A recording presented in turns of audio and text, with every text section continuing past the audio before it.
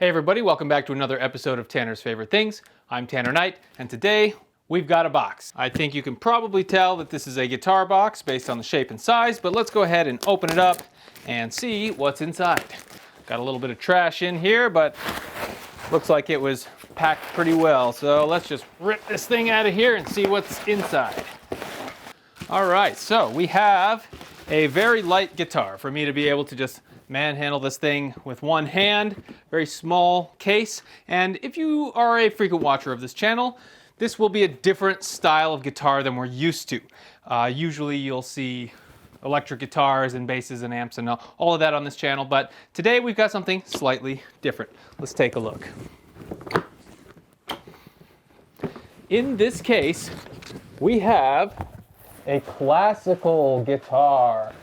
So this is my very first nylon string guitar, and it looks like this. All right, this is her. Like I said, my very first nylon string guitar. So what is a nylon string guitar? This is otherwise known as a classical guitar.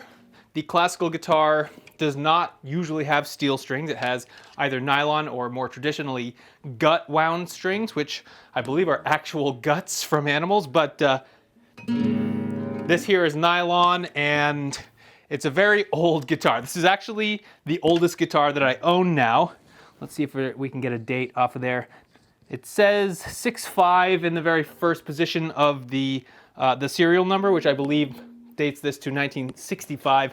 This is indeed a Gretsch. Let's see if we can see inside of there. Well, not with this lighting, but I'll take some close-ups of the inner portion of this guitar to show you what it says. But it does say the Fred Gretsch MFG Co., which is MFG, which stands for manufacturing, and it says guitar makers since 1883. This is the Hauser model, the Gretch Hauser model, and it has a serial number, and then it says Brooklyn, New York. So I believe this guitar was built right here in the US in Brooklyn, New York, in that factory that Gretsch was famous for back in the old days, and it's a really nice looking guitar. So what does Hauser mean? That's the next question. Hauser is an actual person, a luthier, a guitar builder from Germany, and he lived in the late 1800s and died in 1958. And he was known for producing Spanish-style guitars and German style for that matter, but he's more famous for his Spanish-style guitars in the manner of Ramirez or Torres. So that's kind of an interesting collision of Spanish style with German workmanship. And people like Andre Segovia, who is one of the most, if not the most famous classical guitar player on earth, he played Hauser's models based on those Spanish guitars and said that they were unparalleled. Julian Bream, another of my favorite classical guitarists, also used a Hauser model and was famous for that, and really spoke highly of those designs. So this is a US-made Gretsch Hauser style guitar. And what that means is they took a look at what Hauser was making, who based his designs on previous models still, but they tried to replicate the construction method, the materials that he would use, the dimensions of the neck profile, and everything in between. So it's really a replica of a Hauser guitar, but it's kind of become a model that guitar makers can have in their arsenal, the Hauser model. And you'll still see guitar makers like Cordoba making a Hauser model to this day. And in fact, the children of the actual luthier Hauser, they went on to create Hauser guitars as well and are highly renowned. I believe there's a 5th generation daughter who is making them currently. So that's pretty cool that we have female luthiers from the Hauser family still making these guitars in the original tradition. So I can't plug this thing in. As you can see, there's no preamp, there's no power here. This is just straight acoustic brilliance and beauty here. That is, the sound is 100% attributable to the materials. We have a spruce top, and I believe we have, I can't remember exactly, but I think it's a mahogany side and back. I'll have to look at the specs there. But either way, I believe that they are solid, no plywood here. This is a solid piece of spruce, pretty thick piece at that, which typically you think of the top resonating part of an acoustic guitar being thinner, but in any event, this is a little thicker there, and it's got the bracing that was developed by Hauser himself. Can't really see that because it's on the inside, but we'll have to take their word for it. Now, this guitar is old. 1965 is what it was advertised, and I believe that's the case based on the serial number. So it's meant to be handled with care, but I bought this because I wanted a nicer style classical guitar without breaking the bank. This was around $500 for me, just off of Reverb. And I do believe that the market for this style of guitar is probably a little underserved. It's just not as hot a market as a 62 Strat. That's just how it is. But I really love the sound of classical guitar. I am by no means a classical guitarist. I've never studied classical guitar, but I like to play Bach from time to time on my electric guitars. And I recently had a friend lend me one of his nylon strings and restring it, and I really fell in love with the whole notion of just a simple acoustic guitar that does not have steel strings and can be more of a classically oriented guitar. So that's what this is. I think we have a rosewood fretboard. Hard to say here, but this thing is pretty worked. I'm going to give you a playing sample here in a second, but just know that these strings are ancient. They need to be changed, and the tuners probably need a little attention. And otherwise, it looks like it's in really good condition, minus about 2 pounds of dust, so that'll probably lighten this thing up when we dust it. And yeah, other than that, looks really good. No cracks, no breaks. There's a little bit of finish wear right here. Looks just like a scratch in the finish, not into the wood. And on the corner, the finish seems to have just kind of flaked off a little bit, I would say. It's old. This is where it would contact your body, your leg, if you're sitting down and playing. There's a little splotch here in the finish. Kind of hard to see there. But the bridge, really pretty, nice wood, and no cracks, no issues there. The bridge is not lifting. It's nice and flush with the soundboard. And yeah, I think we've got a nice little guitar here. Let's take a look at the sides real quick. Very dusty. I like the black binding here that we have. That's a nice effect on both the front and the back. I believe it's called purfling on an acoustic guitar or a classical guitar. But either way, a nice touch. Our back looks like this. It's got a little bump right here, I would say. I can't imagine that was designed that way, but it just kind of pulled in that direction over years of just being. But this is the back here. Really nice wood grain and some, some character in the back of that. Here's the neck. Pretty dark neck. And the back of the headstock. Has a nice little dealer signature here. It says the Frioli Music Company, and that is in Port Chester, New York. We'll have to see if that's still a going concern. But either way, this was purchased in New York. It was built in New York, we hope. And if you didn't know, I'm actually from the state of New York, the Adirondack area. So there you go, New York, New York, New York. So let's go ahead and put a mic on this thing and hear what it sounds like. All right, here we are with the Gretch Hauser classical guitar, and I have one microphone here on the sound hole. This is my Audio-Technica AT4033 SE condenser mic, and I think this is the perfect microphone for this application. It picks up a lot of background noise, and maybe it'll reveal all my mistakes here, but hopefully this will be a really faithful representation of what this guitar sounds like in a room, or in this specific room for that matter. So let's just go ahead and strum it. Again, keeping in mind that I am not a classical guitarist, but I love the sound and how these things play. So I'm gonna really devote some time to getting better at this, and we'll check in a little down the line. But for now, I just want to show you what this thing sounds like with the old strings. We're gonna clean it up, get some new strings, oil up the tuners a little bit, and make this thing hopefully into a new sounding guitar, or at least a newer sounding guitar. So here you go, E major.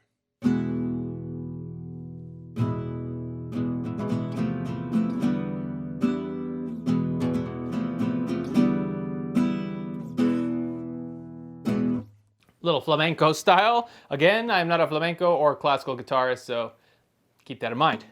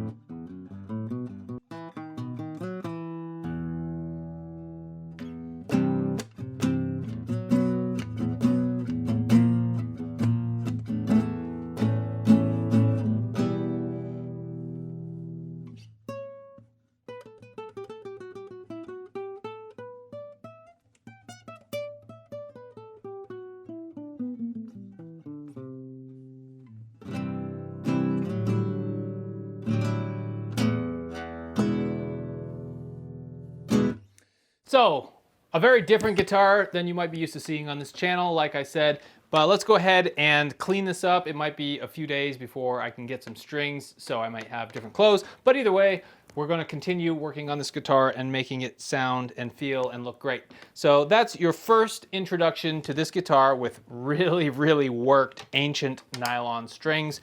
So new strings will hopefully go a long distance to make this guitar sounding good. So, cut to the future. All right, everybody, here we are a few days later. I've gotten to play this guitar quite a bit in the last few days, so I'm more acquainted with it, but I have not touched it otherwise. I haven't cleaned up anything, I haven't changed the strings, and in fact, just today, I just got a brand new set of strings, and those are the D'Addario Pro Arte Nylon Core EJ44. These are silver-plated wound and clear nylon, so I think it's just the E, A, and D string that are silver wound, but we'll take a look here. Extra hard tension, in case you're wondering. So let's go ahead and strip this guitar of its ancient strings. Just like that, we are out of the woods.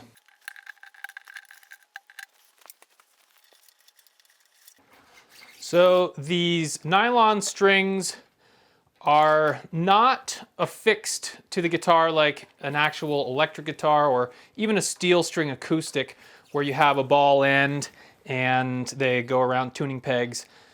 You can see the slotted headstock. This is very characteristic of the Spanish guitar, the classical guitar, and that's what we've got. These ones appear to be aluminum or something similar, but hard to say. I've seen some with ceramic, some with plastic.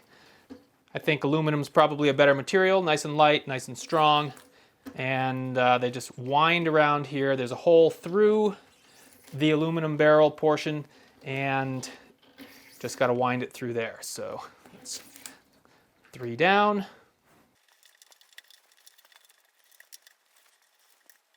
These nylon strings do rely on their own tension to retain them, so it's a little bit precarious in that there's not much holding these nylon strings on here, but it appears to be enough, and folks have been doing this for hundreds of years, or at least 100 years. One more. All right, we've got all strings off of this guitar. Now, the next product we're going to use before we apply new strings is a brand new product to me. It's this Music Nomad guitar, the Guitar 1 for gloss finishes. This is a polish / conditioner, and I've never used this product before, but I thought that this would be a good chance to take a look.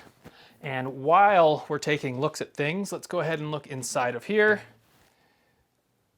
Now you can see the text that I mentioned earlier, the Fred Gretsch Manufacturing Co.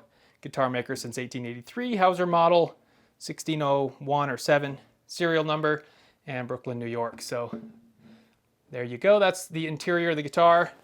So what I want to do first is take a look at these tuners, make sure that they're screwed in as tightly as possible without being too tight. So I'm going to apply my first coat of the one and let it sit while I take a look at the tuners. So I'm just gonna liberally spray this on the front and the bridge and the fretboard and the headstock as well. I'm just gonna get some nice polish in there and let that soak just a bit while I get my Phillips head screwdriver and take a look at these tuners. So they do have Phillips head screws. There's 4 of them, and they just affix right to the edge. They feel pretty good. There's not much left to go, but they can vibrate loose from extended use. These tuners also have a flat head that I'm going to take a look at here in a second once I get these screws, but let me show you that up close a little bit better. This side feels a little looser actually, so probably a good idea to do this. You don't want to go too deep in here because you can strip these out, but there we go. So let me take the camera off of the tripod and take a look at these tuners. So here you can see that we got a flat head that is securing the gear portion of this tuner mechanism together, and that's the case for all 3 on this side, and of course all 3 on this side. So that's what classical guitar tuners look like. They're open gear, pretty standard. And while we're here, here's a closer look at those barrels. You can see the holes. That's how the strings get attached. So here's a little bit better view inside of the guitar. Just take a look at that. All right, let's go ahead and grab the flathead next. So you don't want these to be too tight, but they are very loose here because you want to be able to turn the tuner, and that might be a little too tight. Back that off. You don't want them so loose that they're just flopping around. That's actually what this one feels like, a little floppy. So we'll just tighten these gear flatheads down just a hair. At a certain point, you will need to replace these tuners just because the gears will have worn down and been eaten through, but nice and sturdy. Let's address these.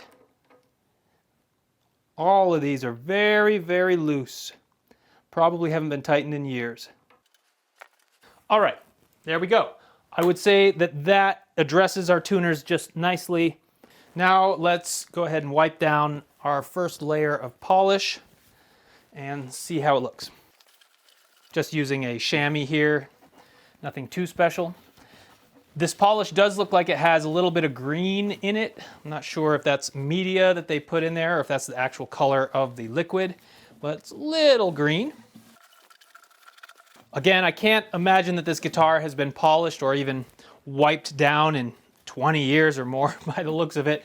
Pretty dusty, but you know, a little dust doesn't hurt anybody.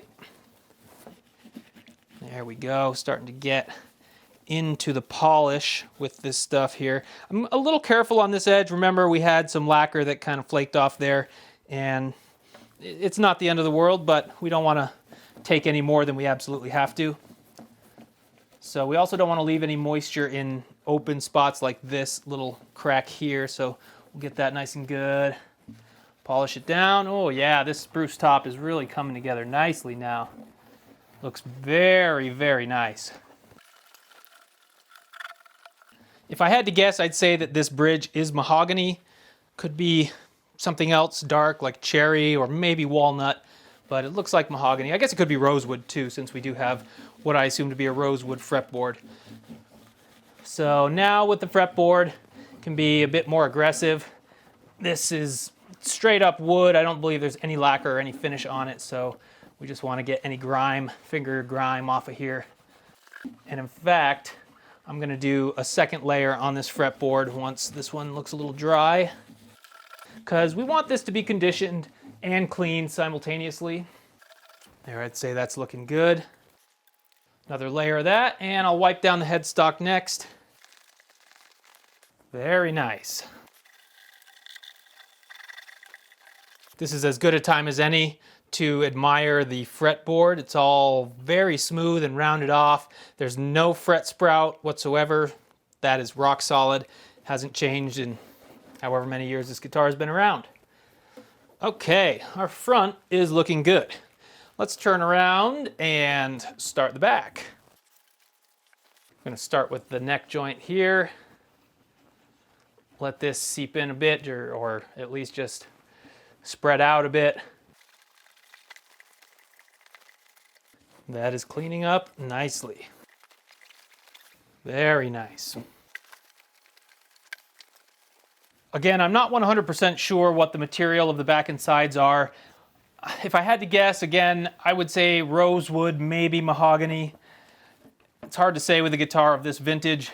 Not really too much to go by as far as what else is out there, but I don't think the seller knew, so therefore I probably don't know either. But it looks really, really nice when polished up. All right, we're starting to get somewhere now. Let's go ahead and do the sides. Start with this top side. Starting to come back to life. One potentially interesting fact, if this is rosewood, there's a very good chance that it's Brazilian rosewood, as 1965 was still right around the time that guitar makers were starting to switch away from the Brazilian rosewood and into the more common Indian rosewood, or Amazon rosewood, I believe, too. All right, last side.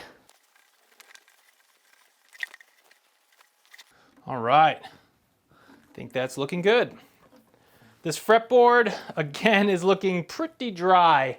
So I'm gonna add one more coat to the fretboard and just kind of let it sit for a second. So I'll go ahead and come back here in about 5 minutes or so, and we'll string this guy up. All right, it's been about 5 minutes. If the fretboard looks a little wetter than when I left, it's because I did spray one more coat on there just to keep it hydrated. It is being sucked up by this wood, so hopefully that's a good thing. Let's go ahead and wipe this down one last time and call it good. This is always a good time to inspect the frets as well. They all felt really, really good with the old set of strings, so I'm not too concerned about them, but it's always a good idea just to run your fingers along them and see if there's any giant divots or pits or anything dense, you know. So there you go. Let's go ahead and start with our low E string. So you may have noticed that the strings that I took off of here did have a ball end on the lower three strings, the E, A, and the D, and I'm not sure exactly why that is and why these don't. You'd think that that would be the superior way to do this, but in the event that you do not have a ball end, just need to run it through the hole on the bridge and wind it around itself. Luckily, these low strings have the silver coating, so they stay pretty good without much of a knot here. And then we run them through, and I'm gonna leave about that much here to wind around here. Just gonna make a quick knot.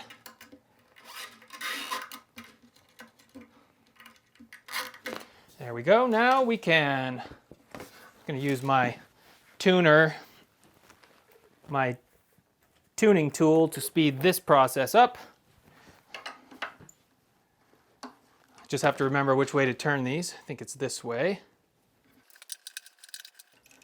These tuners are kind of fragile, so you don't want to put as much pressure on as you would an electric tuning mechanism, but I think we're okay to tighten this up here like this until it gets a little closer, and we'll seat it in the nut. And I'm going to move this string over just a hair so it doesn't put this angle on the nut. It wants to move over there, that's for sure.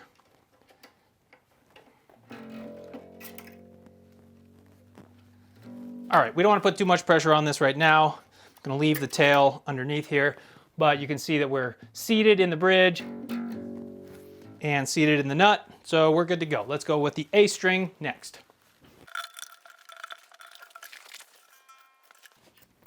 Gonna line up this tuner a little bit better.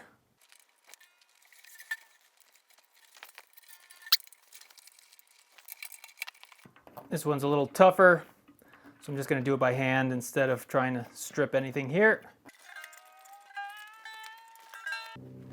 All right, got sufficient tension on those two. Make that a little tighter down there. Shouldn't move, but never hurts. Next comes the D string, and this is our last silver plated string. So from here on out, after this one, it's gonna be a little tougher because the nylon is definitely a little more slippery than the silver coated. All right, that's feeling pretty good.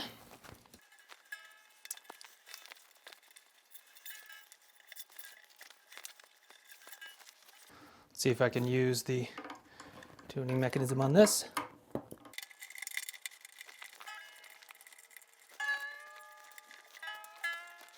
And with every subsequent string that you add, these existing strings will lower in pitch just because you're adding more tension to the neck and it's flexing. It's not as noticeable on an electric guitar, but on a guitar like this, it is definitely noticeable. So there's some tuning that will have to be kind of baked into this guitar over time. It's not going to be perfect out of the gate, but that's kind of the nature of the beast. All right, so this one is our first nylon string. I'm going to use a bit more tail over here so that it has a bit more real estate, but that feels pretty secure, so that's the good news. And again, for the nylon strings, I like to leave a bit more winds on it than the lower strings just because they can slip. And if they slip, it's not the end of the world, but it's easier if you can keep them from slipping.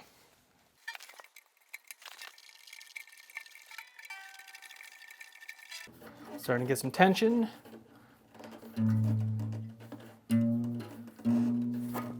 Okay, don't want to put too much tension on that. We're seated in the bridge, seated in the nut. This one kind of migrated towards the interior. Let me see if I can move that out so it's not quite up against the wood. I have to loosen it up.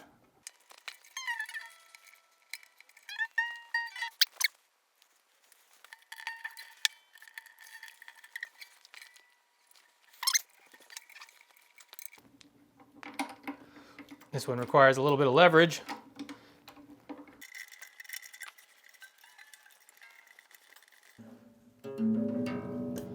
Okay, last one.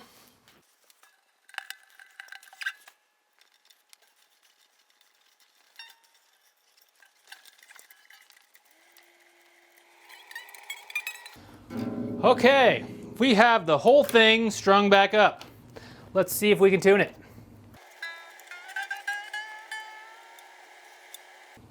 You can hear the string end at this end kind of tightening up as I put more tension on the string. That's pretty natural. But it will also make the pitch go down just a hair every time it twings. All right, we're in the vicinity. There's D. Let's go right to E.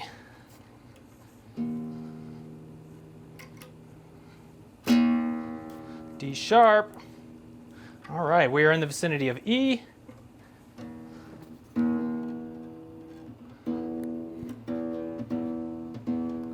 All right, I'm not going to go too far beyond that because it's going to get out of tune once I put more tension on the rest of these. So I'm just going to go ahead and get this one a little closer. There, overshot it a little bit, but as you can tell, our E has gone back down to D sharp. Just wind that up just a hair. Keep as much tension on here as possible. Okay, there's D. There's G. These other ones are really loose now. I don't want to break these strings because this is my only set.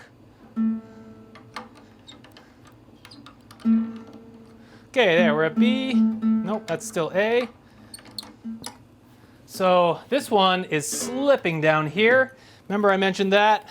That's something that you have to contend with. That's why I try to put a lot more tail on the end than we think we need. So let me try to do the same to the E string before we get too far.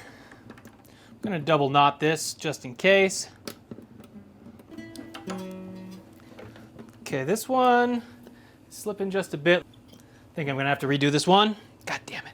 All right, this B string had to be double knotted as well. So the B and the E string are double knotted. The G string seems okay. I'm just going to leave it and not cut it too close here, but you know, it's 90% of the way there. We have the correct amount of tension. It's just a matter of fine tuning to get it back into tune. The next thing to do is to cut off all of the tails, and then we will be ready to play a newly strung, newly cleaned, old school classical guitar. So let's go ahead and hear it. All right, here we are a few days later, but we have the same exact setup. My Audio-Technica AT4033 SE microphone. It's a condenser microphone right on the rosette here, and it sounds like this.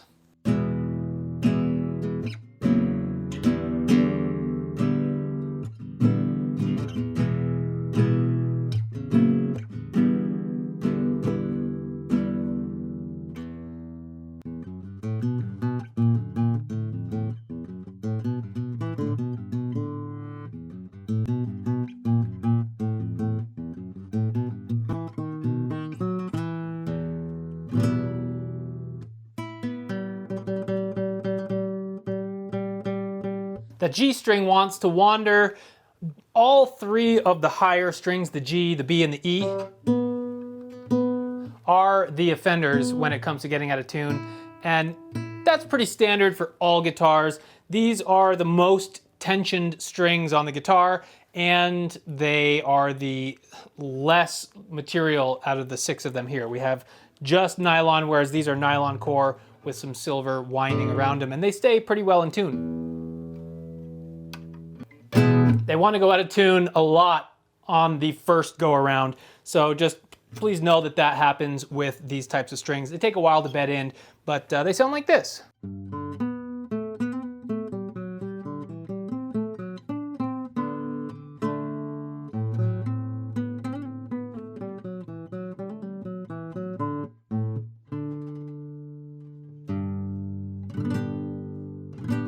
Very nice.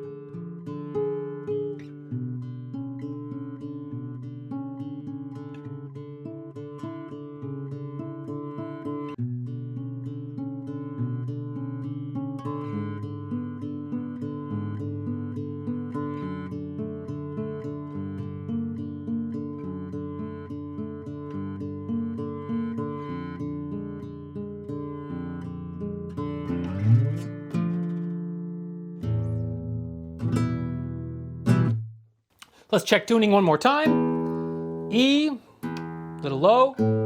A, dead on. D needs a little higher. That G string, what is this, a Gibson? B's a little low. And the E is a little low too. When it's right in tune, it sounds really good.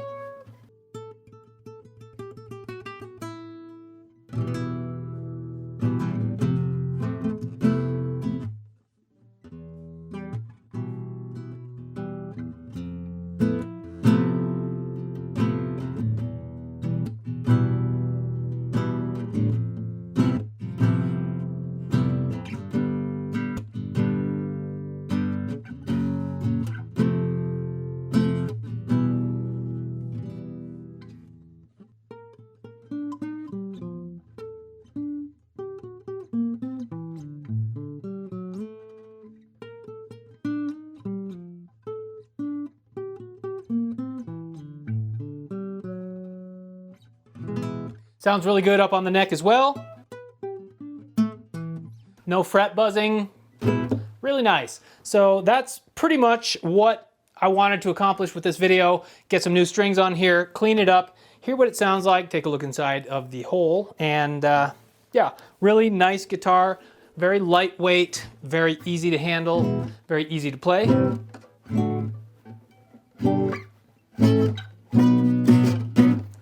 All the way up the neck. The problem with these guitars is that you get to the 12th fret and that's about it. You can't really play beyond that. Maybe the 13th is okay, but once you get to the 14th, you're really reaching, so I don't even know why these frets exist up here, but that's how these guitars were constructed. Again, this is a Gretch Hauser model, and it's from 1965, and I'm gonna play the hell out of this thing. So hope you guys like this style of content. I know that it's a departure from the electric gear that we usually have on this channel, but I am a classical music enthusiast and a classical guitar enthusiast, and I want to get better at it and see what I can accomplish with just my fingers.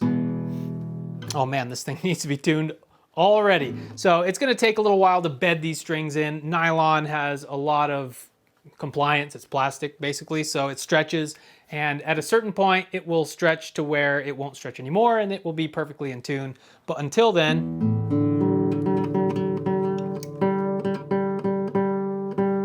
we got to keep doing that. And I do think that the strings dipping in pitch is due to the stretching of the strings and not due to slippage of the tuners, because that's something to be aware of.